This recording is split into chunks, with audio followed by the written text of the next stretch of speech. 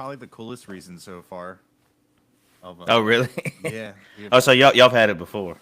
yeah. A lot of times people go, I never knew live streaming would suck my battery so much. I'm like, yeah. The first time you do it, if you don't know, like it's. Mm-hmm. I just remember going like live on TikTok first, and it was like it felt like 30 minutes. I was like, I have a full battery. I don't get it. Blah blah blah. But yeah, it's pretty cool. You have too many electric instruments in your garage. Yeah, I mean I love it. I'm glad it's getting used. It's I, we kind of like created the space for creation to happen. So I'm glad it's being used. Yeah, like what was it? The Beat Laboratory. Beat Laboratory. What was that? The Step Step Brothers. Brothers. Yeah, Man, that's one of my favorite movies. It's so funny. yeah. It's just Presley's stepdad is like his favorite one. So we'd be hanging out at the house, and it'd be late, early morning, and we're finally going to bed, and he'd put on Step Brothers, and we'd sit there and fall asleep watching it, fall asleep laughing, which is it's a possible thing to do, yeah. you know, That's just definitely a laugh good till you one. fall asleep. Yeah, that movie is just quotable, not just nonstop. It's like Friday. You ever seen Friday? Yeah, Like that one to me is the most quotable. You could sit there and quote that whole movie. Yeah. yeah. I like when they have like, uh, if you're cool, you can hear this picture. They're, like Yeah. you can just hear it. But it's, We're getting so much stuff delivered today. I'm watching a FedEx truck pull into the driveway. That's wild. And we got yeah, these chickens, right? And they just kind of roam around. yeah. And I know. it's funny watching them like, who's this? Y'all got food? We're about to put that rooster in the pot, man. He's been getting on to everybody. It's like, nah, you gotta learn your role, dog. Take care of your hens, kill the snakes, and don't fight all my friends that come over. Yeah, it's I dated a girl that had it's a pet turkey. His name was Oscar. That's awesome. And I was like, "Where's Oscar?" And I remember being like, he's probably riding the horse." And I was like, "What?" And we pull up to her house, and there's this turkey on this horse, just like peacocking. I was like, Hitching a ride. Yeah, That I talked to her lazy mom. son of a gun. Yeah, and it was funny. Like the one time they were like, "Hey, if you want to feed the turkey," they had a turkey farm, and I guess they named one, and they couldn't do anything with it. It just became a pet, and they're like, "Hey, if you want to feed the turkeys, you go right ahead." And I didn't know you weren't supposed to like walk in with all the food. There was like a port where you just Mm-hmm. put it in. Oh man, I walked right in, and I was like, "These things can kind of fly," like Oh yeah, they roost in trees, man. They can get yeah. up there. Yeah, I mean the ones at the store, you would think there's no way this little hippo is getting in the air because that's the. At first, I was like, these things are vultures. I'd never seen like a grass-fed turkey, like Yeah, they're really they're like up big. close. They're Yeah, big animals. We had the privilege of going. Have you heard of King Ranch? King Ranch. So it's like biggest ranch in Texas, or one of, and just it's an iconic place, and like it's invite only, and the only way we got in was because to play music, thanks to Larry Joe, and we got to spend a week out there, and so there's like this little compound on one of the ranch places we were staying at, and like there'd be wild turkey just in the courtyard, and it was so beautiful to watch. And then at during the evening, like there'd be a bunch of you know what javelina are? No. So they're pigs, Uh, and all these javelina would be hanging out with all the turkeys and stuff, and then we go out for these rides and see just like the wildlife out there is amazing. I think there's like the lot. So where we stayed, it was 16,000 acres, and where we hunted, it was, I think, 20 or 24,000. It's a lot. Yeah. I think that whole area is like twice the size of Rhode Island. Yeah, that's a lot. That's how big Texas is. It's wild, and it's like south, like Kingsville, so it's near Corpus Christi, that area, and that was cool to see that too, because there was a lot of brush area, but then there was a lot of like desert, and then there was also like sand dunes from the coast. So just being on that property, and it was pretty majestic. And you can't, like, I was asking Larry, I was like, hey man, you think we can do this every December? And he was like, no. This is invite only. So I it would was like cool. to formally invite myself. No. Well, like, I mean, you can sit there and try to hustle up a gig or two, but you can't just walk up on the place. So it was cool. There was I started playing music in 2004. And I've traveled and I played in a lot of places. And it wasn't until 2020 when I met Presley and we started writing and playing together. Because we didn't date at first. We played for almost 8 months, working the roads. Who playing at places who would ever take us, because 2020 was such a shutdown. And of course it was a shutdown, for COVID, but we were finding these venues that found loopholes where you can go play. And that's what we did. Like, we road dogged it. And then meeting Larry Joe Taylor, man, he's changed our lives and so many other people's lives. Like, he actually cares. And I'm so thankful for Larry. I'm thankful for Presley, thankful for Race. Race, like that. Race, playing for Race Rick is my first bass gig ever. And, like, it's so much fun playing bass. So I'm very thankful for him. And then meeting Niles, like, him and I became really close friends. Like, we're pretty much alike. We kind of got so Larry Joe Taylor has this songwriting showcase. It's like a contest every year. I think this year is like his 15th year or 16th year. And Niles hosted. And so afterwards, of course, we're all there hanging out, having a good time. And we go to this diner in Streamville. It's called Peacocks. And we're eating food. It's like 1:32 in the morning. And me and Niles are feeling pretty good. And we start looking at each other. It's like, you want to go meet in the parking lot? Are you ready to throw down? So we had everybody, like, convinced that we were going to fight. So we had the whole diner worked up like, oh my God, they're really going to do it. And then we just sat down and ate our eggs, But I love that guy to death. He's one of my favorite songwriters. Yeah. I think he's phenomenal. And he spits them out constantly. He's great. Do you guys co-write? Or you just keep We co-wrote one, actually, when Shaker was doing a record.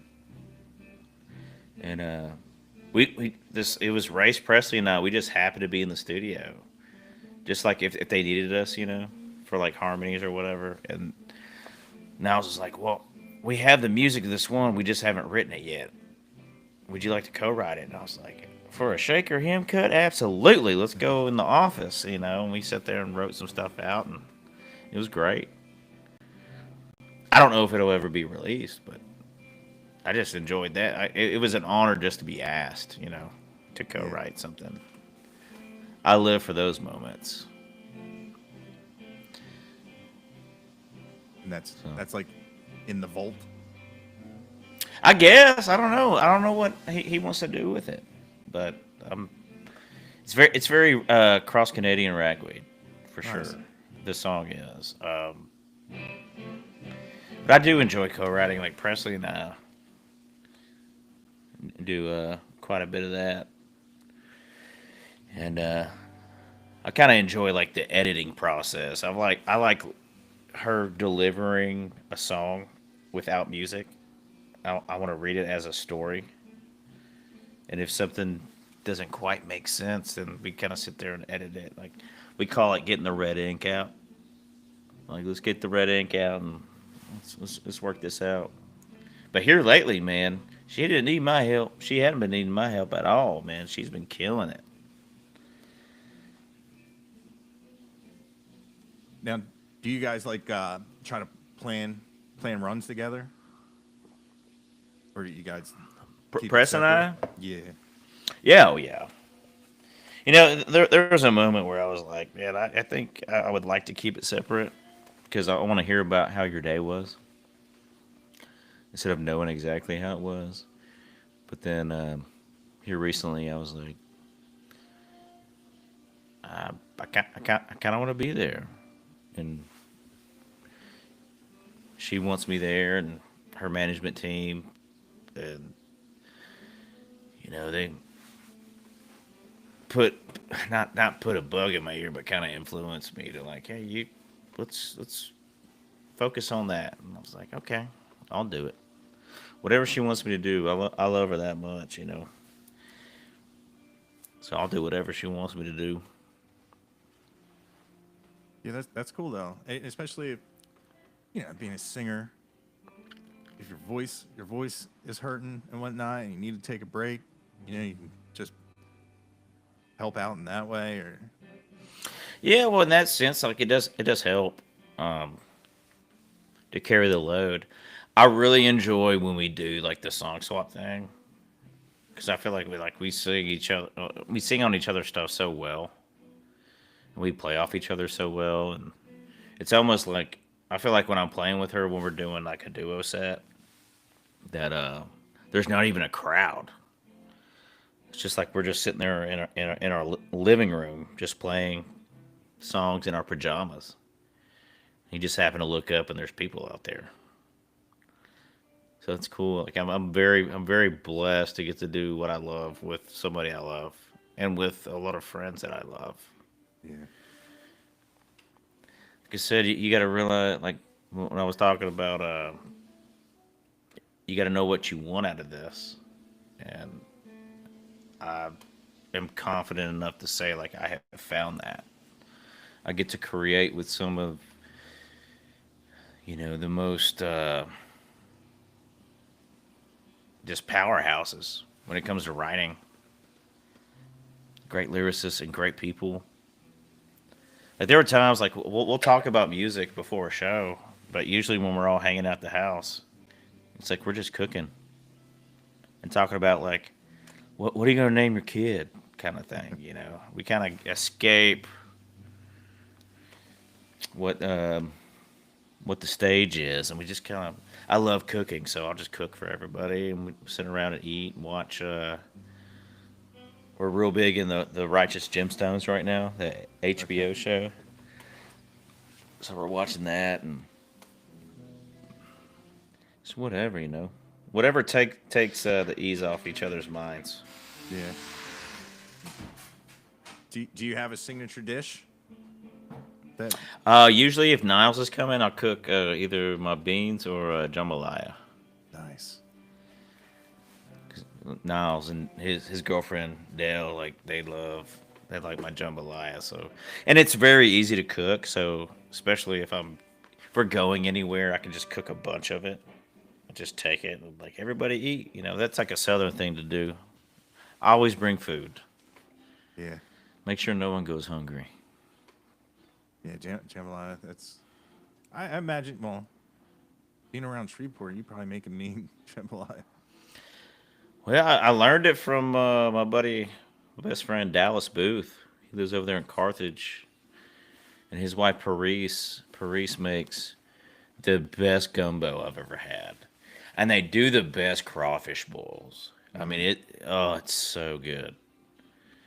it's like my favorite. Crawfish is. You like Like, crawfish? yeah, like a low country boil. Just Mm-hmm. it's funny. Like I hate corn on the cob. I will not eat it unless it's been in one of those boils.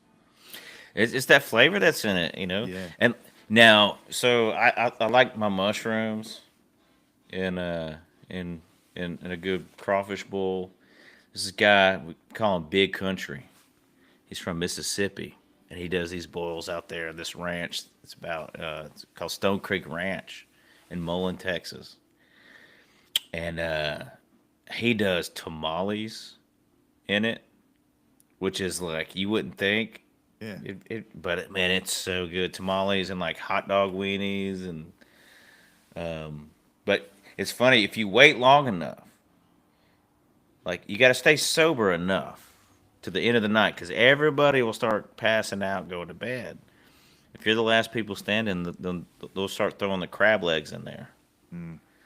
and so you get if you're last man standing, you get some crab leg.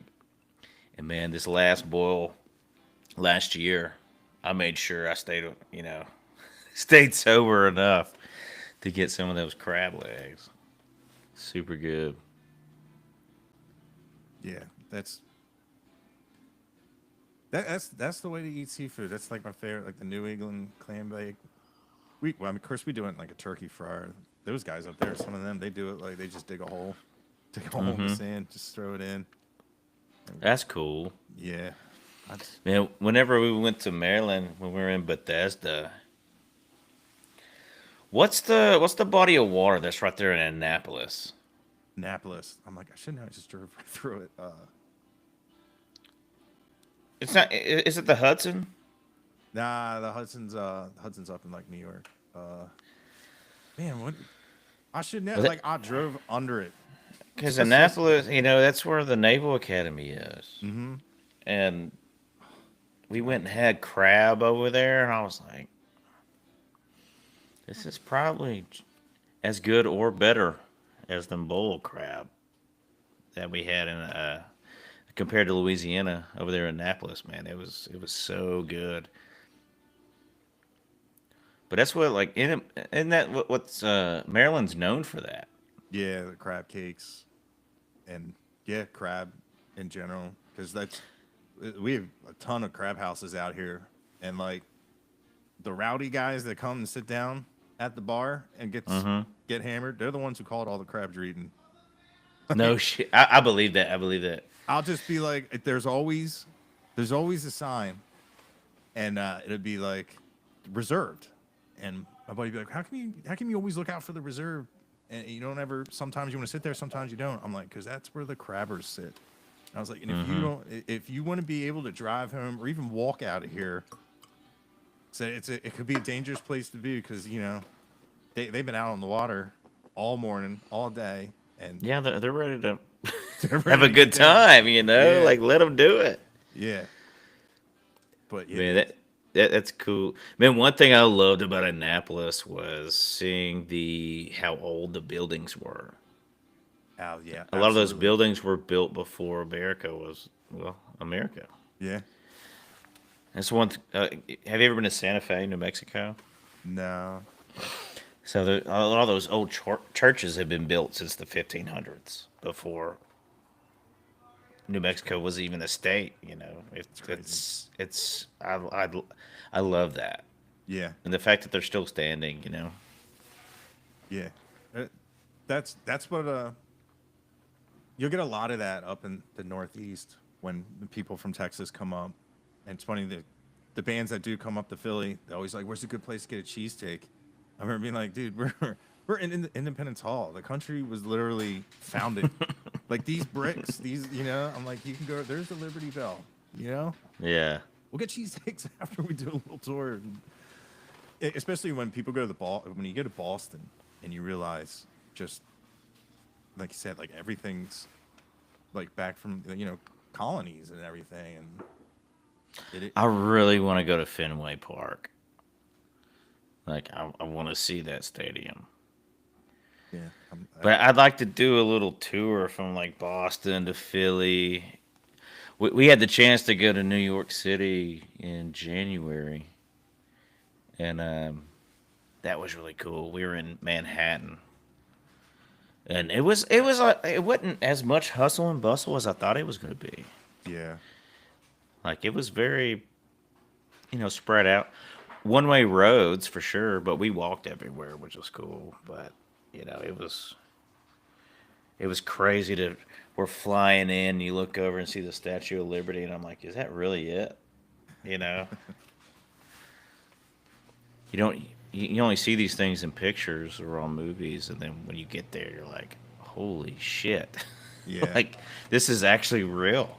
Yeah, like when you just look up, it just bricks all around. Man, it was super cool because the hotel we stayed at, like you could.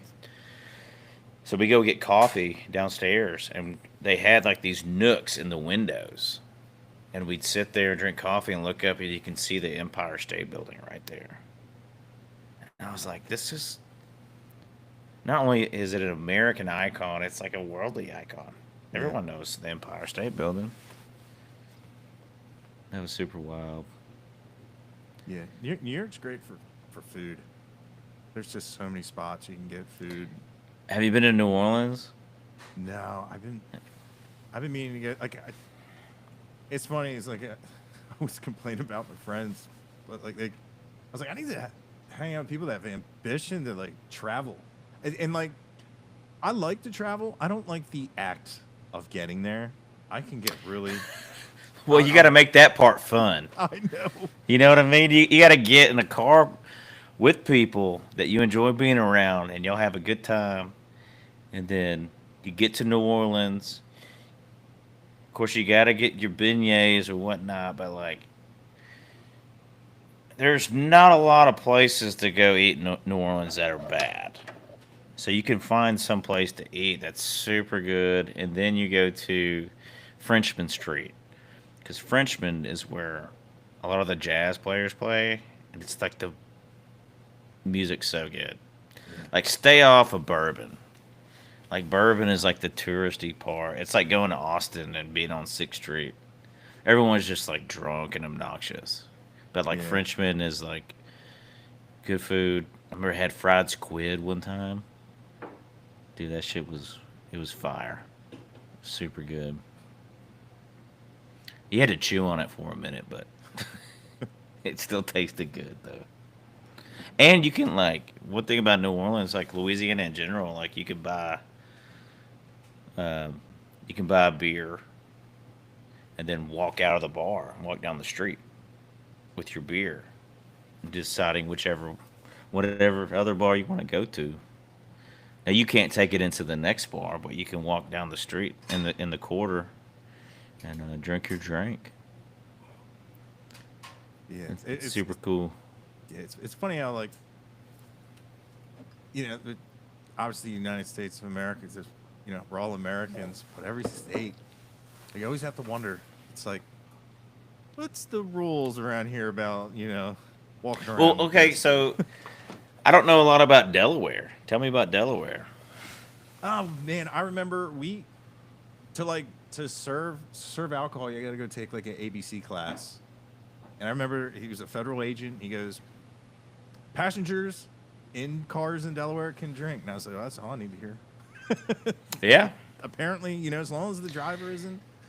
Oh, so y'all can't? You can't do that in Texas. No, yeah. Like so if Presley was driving somewhere and I had a beer in the passenger seat, we got pulled over, I'd get a $300 fine for an open container. That's crazy. Because, what's the difference of, you can go to Nashville and you can be like on those mobile taverns, like it's. Well, all those places too that are known for like, you go have a good time and have some drinks. Like the law's going to be a little bit lenient because that's the tourist attraction. Yeah, it's just wild how $300. Granted, Yeah, like, $300. It's just right at $3. But yeah, man, and they don't joke around with D-dubs around here.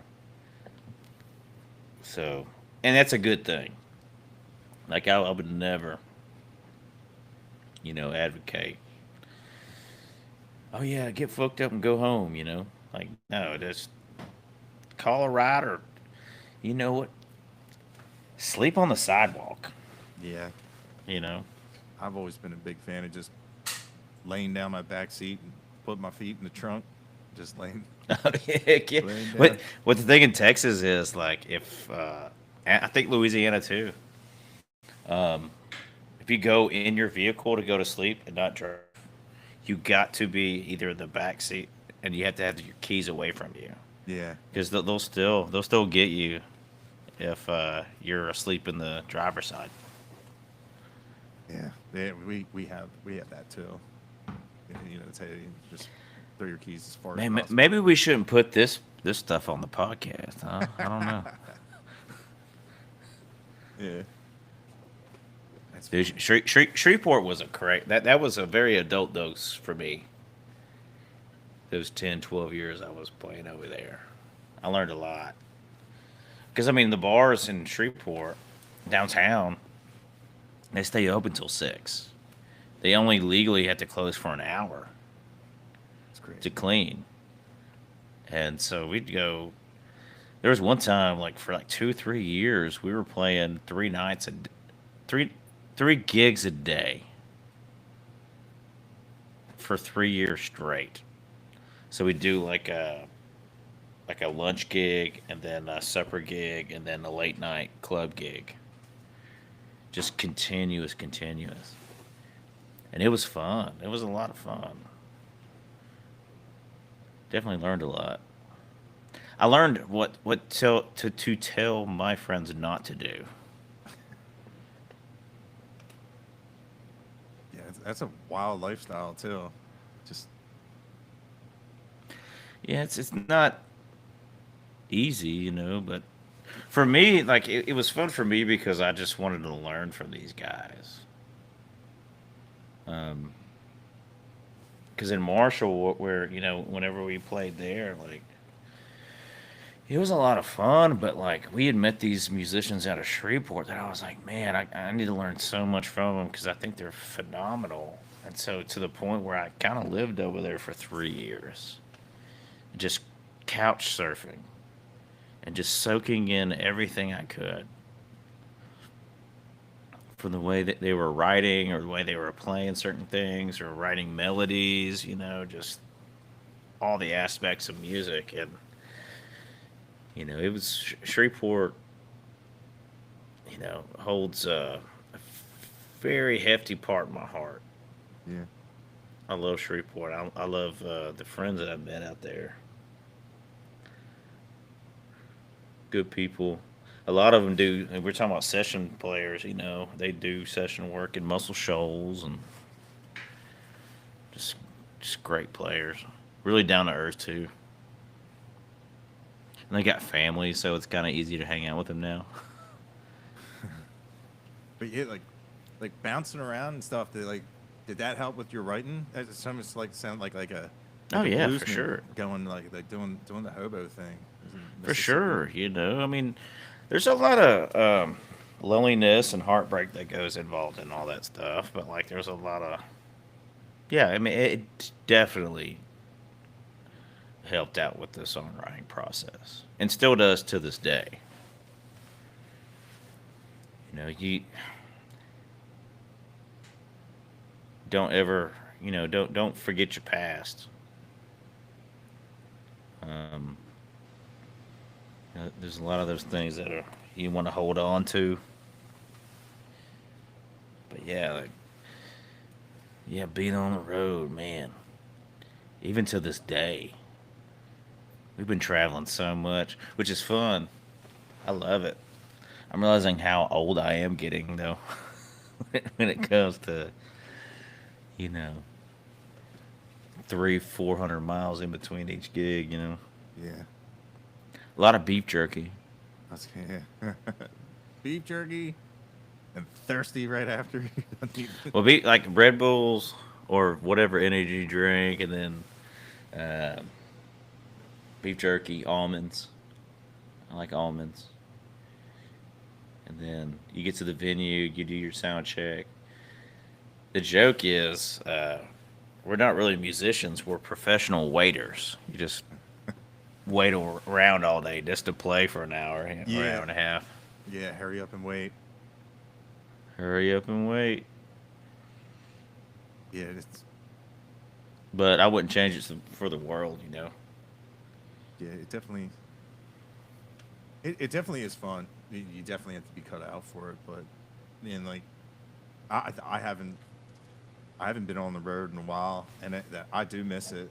You know, I still have a 9 to 5, but we still figured out how to do like 130 shows a year, and Yeah. you know, you just get off work Friday, go right to the trailer, and of course, you know, there's always the one member. You know, ours was ours was the drummer. I'm like, how is the guy that keeps our time never on time? We used to, you know, Well, that's the key. Like, yeah, like, it's funny. Like the joke is like, uh, you know it.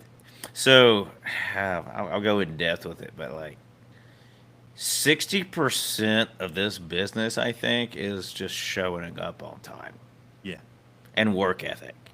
The other 40 is split between talent and just giving a shit, yeah, and the rest takes care of itself. But like it's always like the most talented guy that's in the band that he's the one that like is late or just doesn't even show up for practice and stuff. yeah. It's yeah. We had a show. We called the bass player. We're like, "Where are you at?" He's like, "Oh, I'm in Buffalo." Like, what are you doing in Buffalo? We got a show tonight, dog. Yeah, supposed to be in Lebanon, PA. Oh, but I ain't gonna be there. Like, all right. And that was like one of the first times. Like, I can play guitar, I know the notes, I know the strings, but I'm not a bass player. I was just like root noting it. It was like so uncomfortable. Power chords, man, it'll hide everything. Yeah, well, it was also the first time I played a 5 string, and that B string just like melted my brain. It's like, Oh, you were playing the bass that night? yeah, like Oh, I had done like, you know, just the track on songs I'll do at home, but I'm not like I have no technique. If you can play bass, you're a bass player. Like it's always a weird thing to say. Like I can play bass and I can get by a gig, but I'm not. Nobody's looking at me and going like, "Hell yeah, man, that's got my attention." They're just like, "Oh yeah." yeah. But, like I've seen people just tear the bass up, like, and yeah, that's not me. I don't spend a Well, lot of time. there's a form to that, Victor Wooten, Mm-hmm. one of the, you know, greatest bass players of all time, Yeah. Um, but there's that form, there's that style of playing bass. Like country bass is very different, especially playing bass for a songwriter. Like it's fun for me because I get to sit back and watch. I have the front row seat watching somebody I respect playing this song, and all I have to do is stay out of his way or her way. Just hit those root notes, or if you gotta get fancy, do it like at the end of the song, and just stay out of their way. It's a different form of music. Like I've watched, like I was saying, like Shreveport has a great metal scene. Um, it's a different breed. Like very phenomenal, intricate players. Like I like to compare like metal stuff to classical music because it's extremely intricate. Mm-hmm. And but what I loved about Shreveport is like all like the metal bands, the punk bands, the singer songwriters, the pop bands, the rock and roll bands. Like everybody showed up for each other's shows. It didn't matter what genre of music you were playing. They just appreciated your craft. And it's I haven't I haven't been in a city like that. And it's cool. Yeah, that's a cool place to be.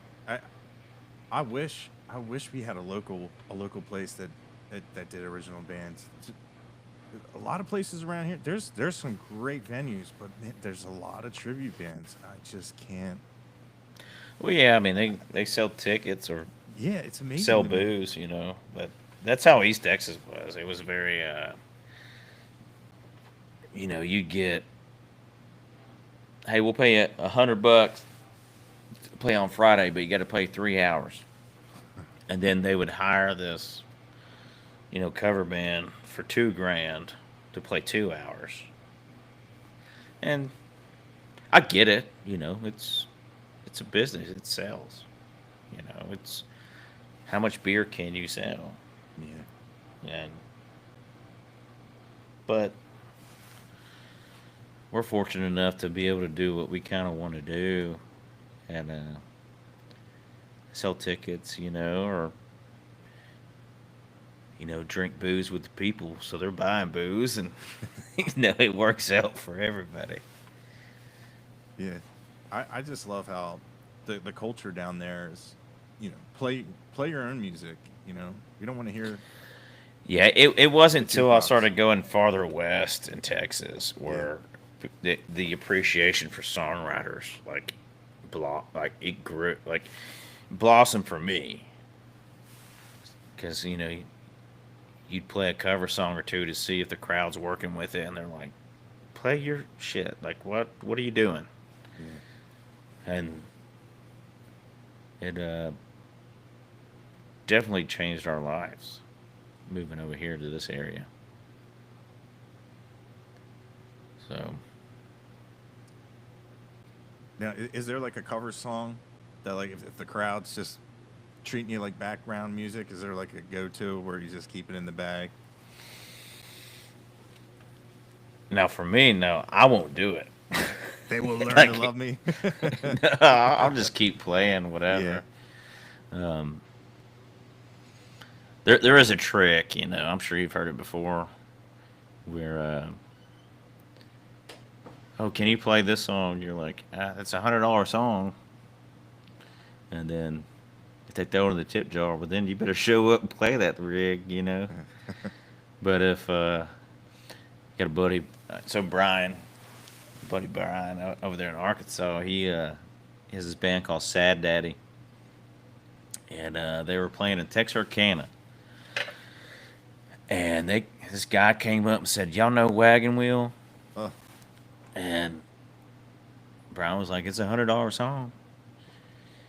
And he threw that $100 bill in there. And so they played Wagon Wheel. And that dude said, "Play it again." He goes, "It's still another $100." So he threw another 100 in. And they played it again, and then he came up a third time. "Play it again." And he said, "That's $100 song."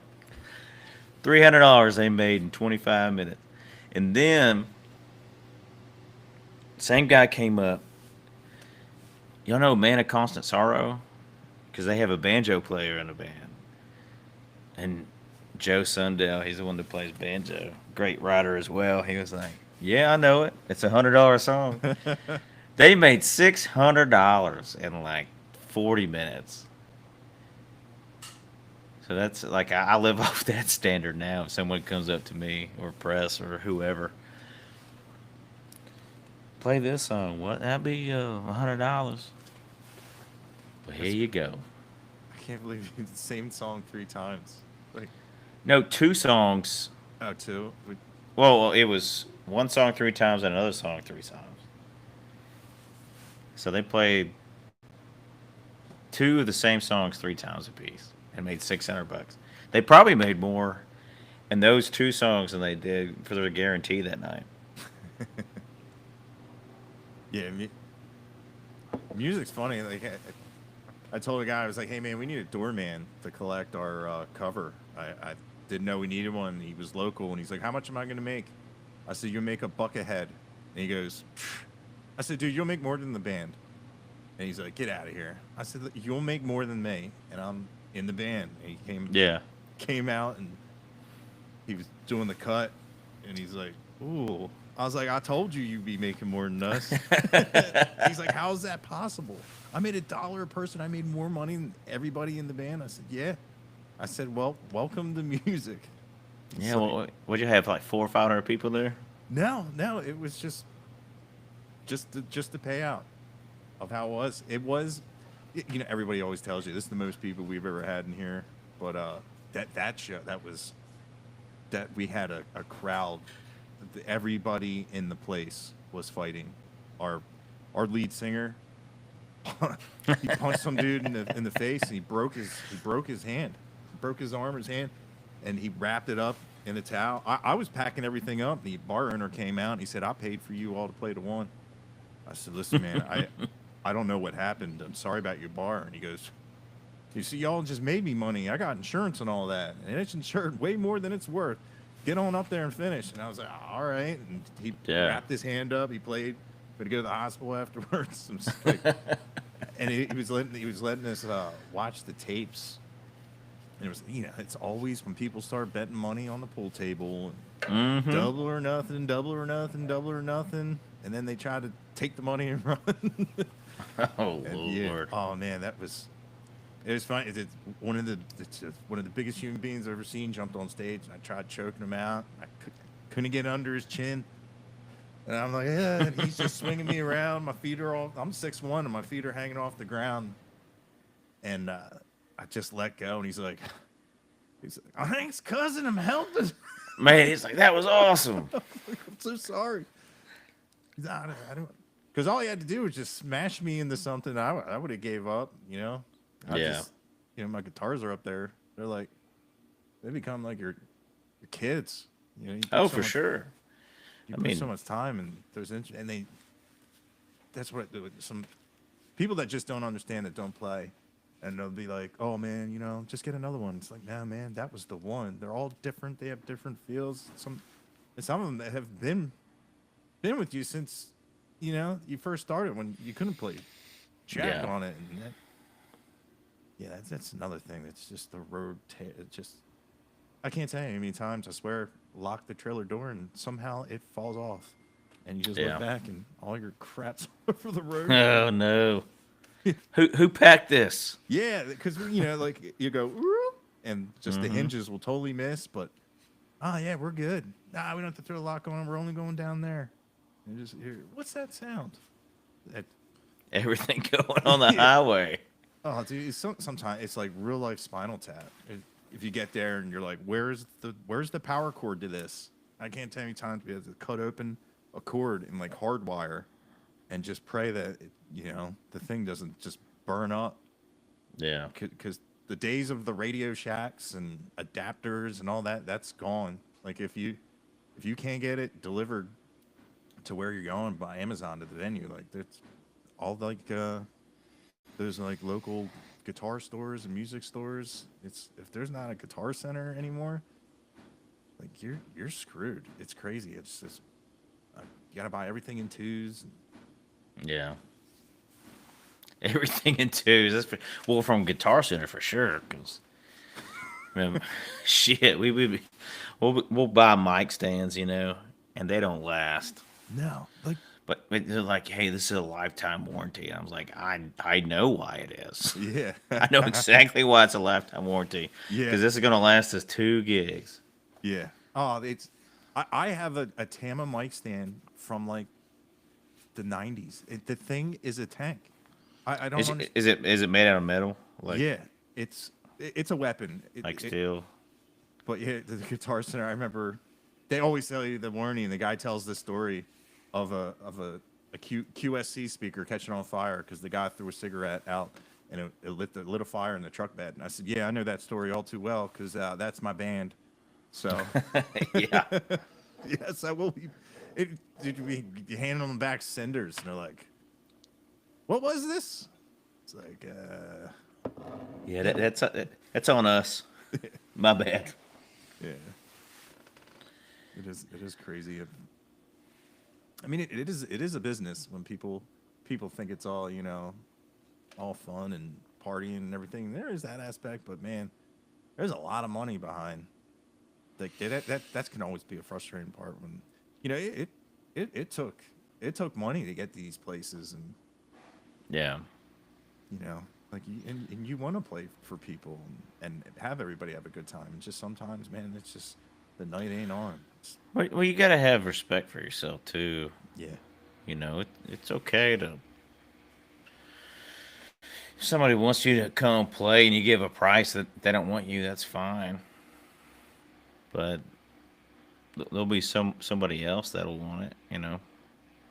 Well, you got to respect yourself in that way, not bleed yourself dry for $50 in a tip jar, Yeah. maybe a beer tab, maybe Yeah. for in playing for 3 hours, man. It's like, no, you gotta respect yourself, respect your craft. Like you're more valuable than that. Yeah. Just people. You're not just props up there. You know. Yeah. Like elevator music. Mm-hmm. It's like the worst feeling. Yeah, that's for sure. Yeah. Is there anything that you wanted to talk about? Because I know we're going on. You know, like I'm. I think the only thing I could talk about is like how proud I am of Race Ricketts and Niles and Presley Hill and the music that we're all creating together. And Larry Joe Taylor, like he has his festival coming up, and we're all playing at it at different times. You know, it's a week long thing, and we're all going to be out there. Um, it's it's it's amazing. Like I'm so proud of these people that I get to call friends that are in my life, Yeah. and that inspire me, and hopefully I get to inspire them in some way. So that would be the only thing I'd like to talk about. You know. Yeah. Yeah. They're cool. I've never talked to Presley. I heard her music. I love it. But I've talked to Race and Niles have been on Mm-hmm. here. I think Race did your podcast while he was at our house. Really? Yeah. Dude, one of the coolest things, this is such a gangster move too. Like Race had you know who Robert Earl Keen is? Mm-hmm. He's like just Texas icon. Well, he's kind of favored Race and really likes what Race is doing. And Race cut one of his songs on his last record. And Robert reached out to Race to cut the demo for one of Robert's songs that he's going to go in the studio with. So he got to, he was at our house and he was kind of cutting the demo for it to send to Robert. And I was like, that is the coolest. That's the coolest thing.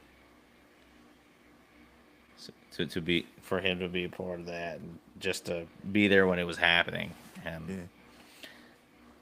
then Presley, like she's, hitting waves too. It's so cool to watch and just kind of be there to see it all unfold. I'm proud, very proud of them. Yeah. That's cool that you guys all get to play at places together and everything. Yeah, it's I'm blessed. I know that for sure. Is there ever any plans to do like a super group of having you guys all? Oh man, we've talked about it. Um, I really hope it happens, but I mean, everybody has things going on, so but Yeah. I don't think it's uh I think it'll happen. I do. Within the next year or two, I really do think it will. We did one of the coolest gigs I've ever done, experienced before. We were at the Fort Worth Music Fest, and they set us up. It was Niles, Race, Presley, and myself, and it was like the Bluebird in Nashville. No. I don't. Well, so the idea is like everybody kind of faces each other, Okay. and we were in the middle of this big venue, Tanna Hills, and everybody sat around us, and we sat there and just sang our songs and sang harmonies, and it was the coolest experience. And like there were, I didn't realize how many people were there until I got done. And I was like, man, I probably shouldn't have got that drunk if I realized if like fucking 900 people were going to be here. But yeah, it was super cool. But yeah, I really do think we're gonna do an album one day. That'd be cool. Oh yeah, I'd be pumped. I'd be honored for sure. Yeah, and yeah, like independently, like just shake your hands and nod and embrace. That'd be cool to hear all the sounds, because there's Oh yeah. definitely a lot of different influences. Because like you said, everybody listens to different people. Well, and the respect we all have for each other and each other's writing is, what I admire so much. It's good to be a part or kind of help create that atmosphere. I wouldn't call it a scene. We're more of like a family. Try to take care of each other, make sure everybody's okay before we even sing a certain note. Yeah, and that's great to have, because having great relationships like that, you know, it's it's priceless. Because Well, it's important. This business can be very lonely at times, and to be able to have people around you where you don't feel like you're alone, like I think helps you strive or go farther than you ever thought you could. yeah, And you can't really do it by yourself. Like it's just I really don't think you can. Like you need people around you to show you the best version of yourself. And if you're able to show yourself the best version of you to other people, then they react all that off that, and then everybody becomes this whole entity of like greatness. So you just try to strive for that.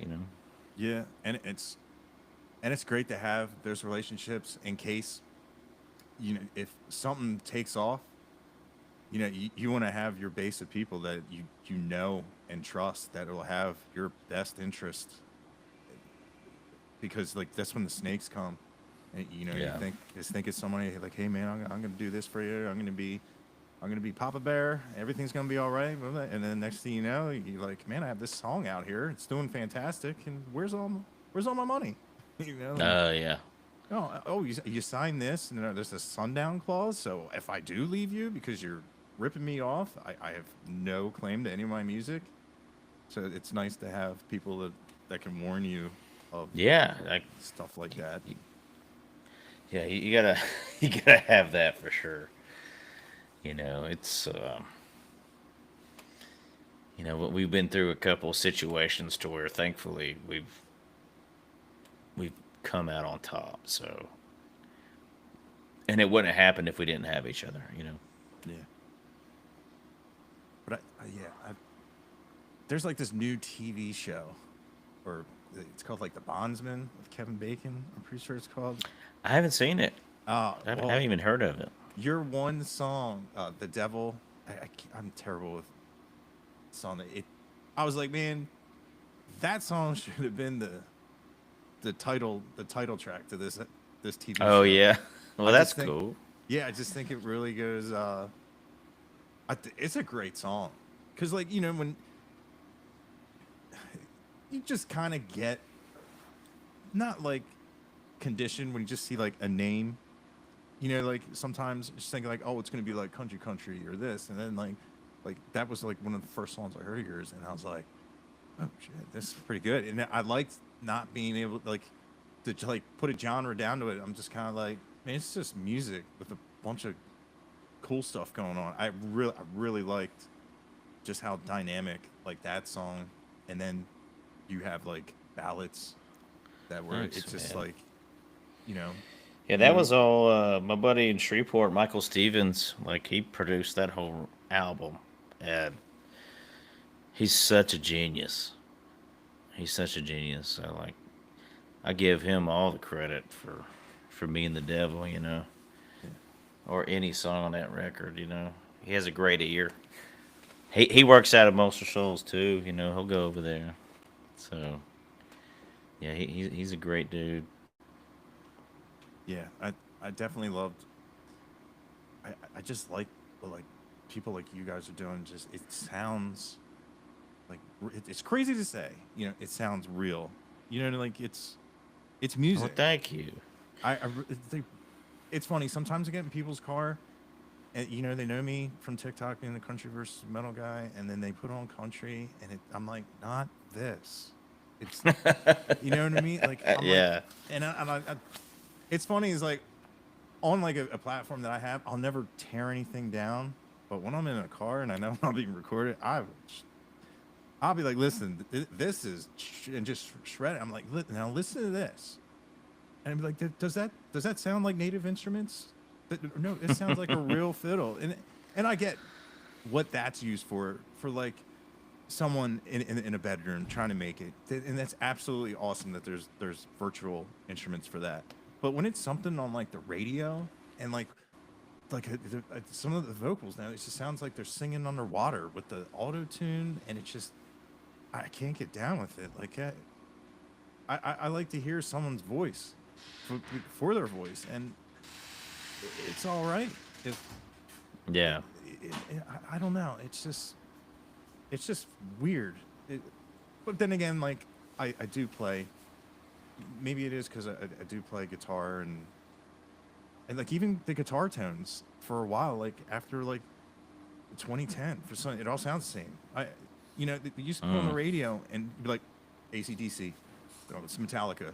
That's that you could tell by the guitar tones.